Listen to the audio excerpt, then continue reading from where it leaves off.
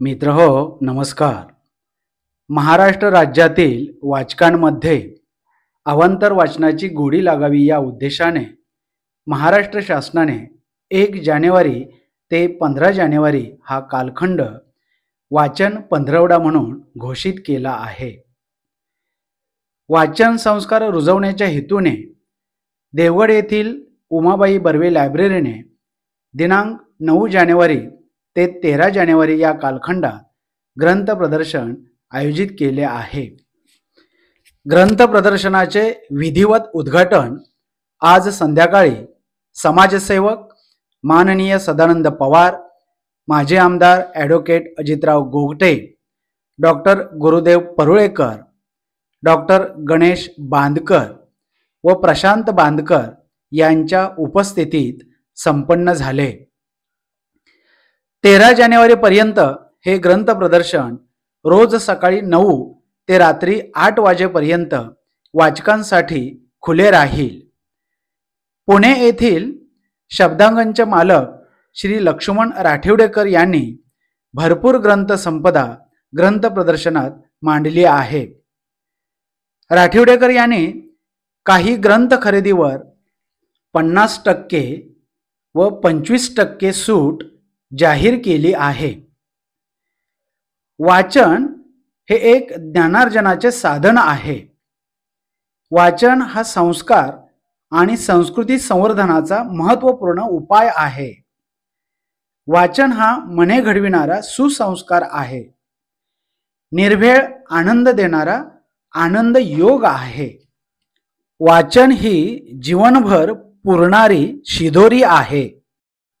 राज्यभरातील वाचन पंधरवड्याची व्याप्ती जर बघितली तर आपल्या असे लक्षात येईल की राज्यातून जवळपास 83 विद्यापीठे, 12,500 ग्रंथालये सहभागी होत आहेत.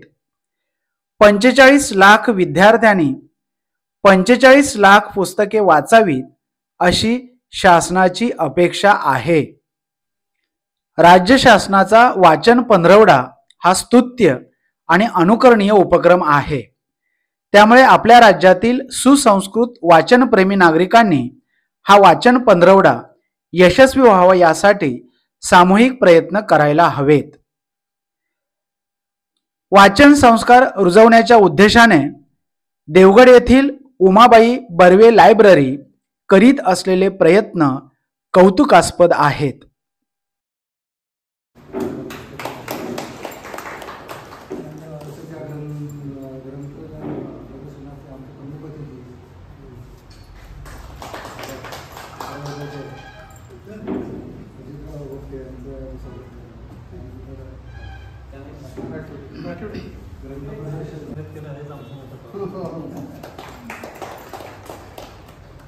आपल्याला माहिती आहे की आता सोशल मीडियाने वाचन हा विषय कमी होत चालला आहे, पण तरीसुद्धा पुस्तकप्रेमी म्हणून लोक आहेत आणि ज्यांना पुस्तक वाचल्याशिवाय चैन पडत नाही असंही आहे.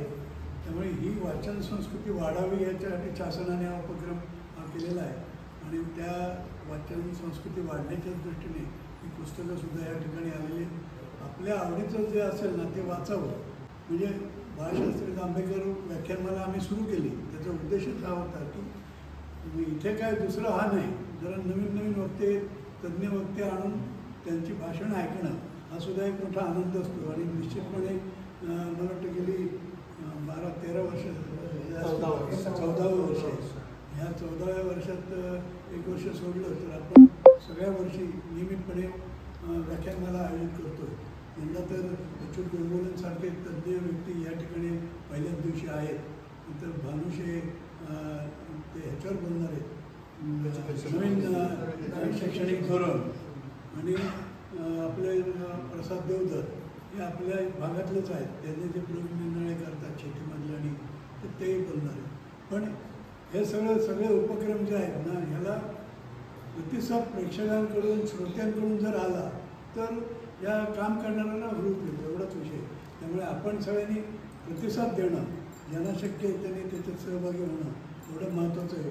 एवढंच या निमित्ताने मी तुम्हाला आवाहन करतो. माझं 2 शब्द सांगतो. सर्व वाचक मंडळी, तालुक्यातील बाळशास्त्री जांभेकर, इंदा करंदीकर, नची केळकर, नागर मोरे आणि युवा हडप या प्रसिद्ध साहित्यिकांना अभिवादन. देवगडसारख्या या निसर्गरम्य छोट्या शहरामध्ये उमाबाई बर्वे लायब्ररी गेली अनेक वर्ष कार्यरत आहे. प्रोफेसर म्हणाले की समाज माध्यम हातात उपलब्ध असल्यामुळे वाचन संस्कृती लोप पावत चाललेली आहे. तरी देखील ही संस्था वाचक निर्माण आपल्याकडे यावे यासाठी सतत प्रयत्नशील असते. त्यांच्याकडे सुसज्ज इमारत आहे, प्रशस्त जागा आहे, हजारो विविध विषयामध्ये पुस्तकं उपलब्ध आहे आणि ही जी लोक पावत चाललेली वाचन संस्कृती आहे ती पुन्हा कशी रुजेल, कशी लोकांपर्यंत पोहोचेल यासाठी सतत प्रयत्नशील राहूया. त्याच अनुसरून वाचनाचा दृढसंकल्प आज आपण या नववर्षाच्या प्रारंभाला करूया आणि स्वतःच वाचनाची आवड निर्माण करून ओळखीतील सर्वांना त्यासाठी उद्युक्त करूया. या क्षणी आपण प्रार्थना करूया. हे 2 शब्द बोलून मी माझे मनात संपवतो. पवार सरांसाठी त्यांनी व्याख्यानमालेचा आर्थिक भाग पहिल्याच दिवशी उचलल्यानंतर आमचा एक प्रश्न इतका सुटला की नंतर मग केवळ आम्ही उपस्थितीच्या दृष्टीनेच फार काम केलेलं आहे.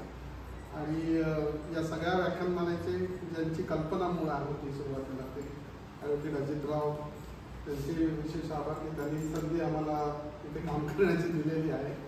आजच्या या छोट्याशा कार्यक्रमात सुद्धा उपस्थिती मला वाटतं 20 एक लोकांची तरी नक्कीच आहे. आणि त्यामुळे आता मलाही थोडी खात्री वाटते की 400-500चा जो काय आपला टार्गेट आहे ते पूर्ण होईल. तर बघू, आपण जेवढे प्रयत्न तर केलेले आहे सर्वांपर्यंत पोहोचण्याचं. लोकांचं अशी तक्रार की त्यांनी त्यांच्यापर्यंत आम्ही पोचावं, तर तसं आपण पोहोचण्याचा प्रयत्न केला आणि त्याच्यातून उद्या आपल्याला कळेल की रिझल्ट आपल्याला कसा मिळतो आणि त्याच्यावरनं आपल्याला पुढे सुद्धा वाटचाल त्या पद्धतीने करता येईल.